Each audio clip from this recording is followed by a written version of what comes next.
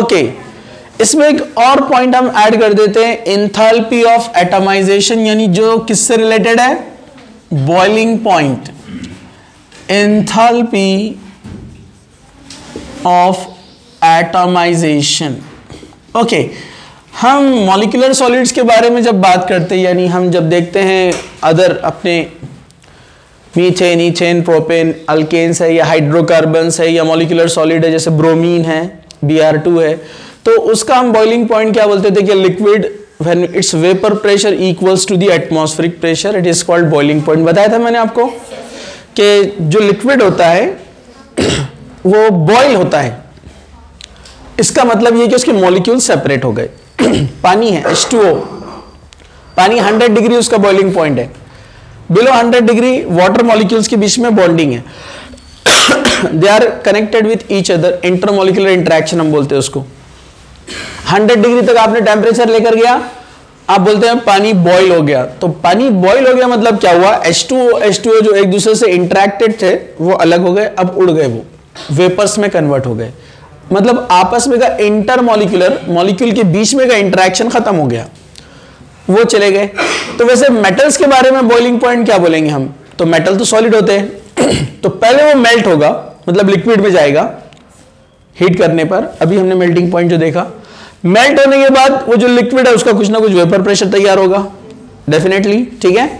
फिर उसको एटमॉस्फेयर में जाना है अपोज करके, मतलब मेटल्स के जो हम कहेंगे एटम्स है अब उनको सेपरेट होना है।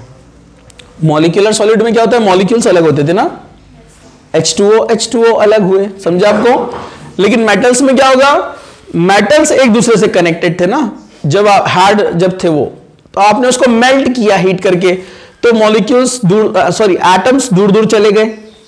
जैसे आयरन मेटल है उसके एटम्स, सोडियम मेटल है तो उसके एटम्स वो दूर दूर चले गए।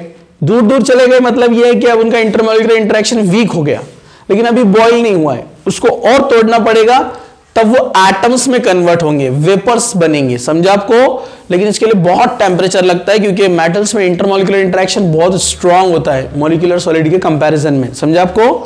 तो फिर उसके बाद वो एटम्स में कन्वर्ट हो गए, इसलिए इसको एंथैल्पी ऑफ एटमाइजेशन कहते हैं जब मेटल्स बॉयल होते हैं, तो समझा आपको, because they are now fragmented into atoms, अब वो एटम्स बन गए, समझा आपको, समझा है।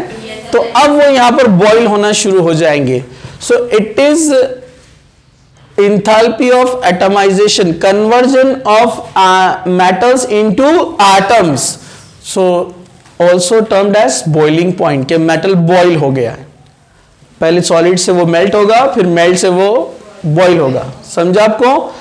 अगेन डेफिनेटली वो इसी पे डिपेंड रहेगा, मतलब जितने नंबर ऑफ अनपेयर्ड इलेक्ट्रॉन ज्यादा उतना मेल्टिंग पॉइंट ज्यादा, तो डेफिनेटली मेल्ट होने को टाइम लगेगा, हाई टेम्परेचर लगेगा, तो बॉईल होने के लिए भी टेम्परेचर ज्यादा।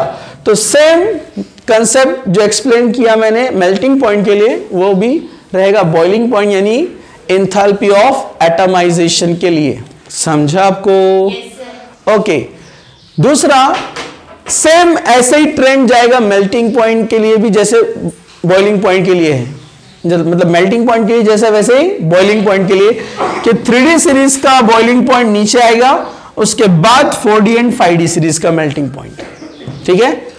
अब जनरली ये होता है कि हम सोचते हैं कि पीरियोडिक टेबल में टॉप टू बॉटम इलेक्ट्रोनेगेटिविटी कम हो रही है, हाँ, तो नीचे वालों का बॉइलिंग पॉइंट ज्यादा कम होना चाहिए, इलेक्ट्रोनेगेटिविटी कम होती है ना टॉप टू बॉटम, तो हम सोच रहे हैं नीचे वालों का, यानी ऊपर स्कैंडियम है, नीचे इसके कौन है, टेरियम है, इसके नीचे कौन आएगा, लैंथेनम है, ऐसे जा रहे हैं नीचे, तो इलेक्ट्रोनेगेटिविटी कम होती है, तो इसका रिलेशन उससे नहीं है। एक्चुअली जितना आप नीचे जाएंगे साइज बड़ा हो रहा है, और जब मेटल का साइज बड़ा होता है तो नेबरिंग मेटल से वो और अच्छे से इंटरेक्शन करता है, हम उसको कहते हैं वंडर वॉल, क्योंकि आउटर इलेक्ट्रॉन जितने ज्यादा इंटरेक्शन उतना ज्यादा, याद है आपको।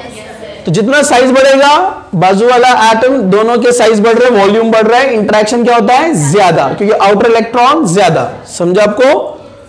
तो उसको बोलते हैं मेटल मेटल बॉन्डिंग। तो मेटल मेटल बॉन्डिंग बढ़ती है, इसलिए 3D सीरीज से नीचे आप जाएंगे 4D का मेल्टिंग पॉइंट बॉइलिंग पॉइंट ज्यादा, देखो ना यहाँ ज्यादा ही है ना मेल्टिंग पॉइंट, तो बॉइलिंग पॉइंट भी ज्यादा, और नीचे जाएंगे तो मेल्टिंग पॉइंट बॉइलिंग पॉइंट ज्यादा। समझा आपको? It is due to metal metal bonding. जितना साइज बड़ा बाजू वाले से इंटर एटॉमिक इंटरेक्शन ज्यादा। समझा आपको? जितना बड़ा साइज आउटर इलेक्ट्रॉन उतने ज्यादा, वॉल्यूम ज्यादा, इंटरेक्शन ज्यादा। समझा आपको? ठीक है, तो ये हो गया melting point and boiling point.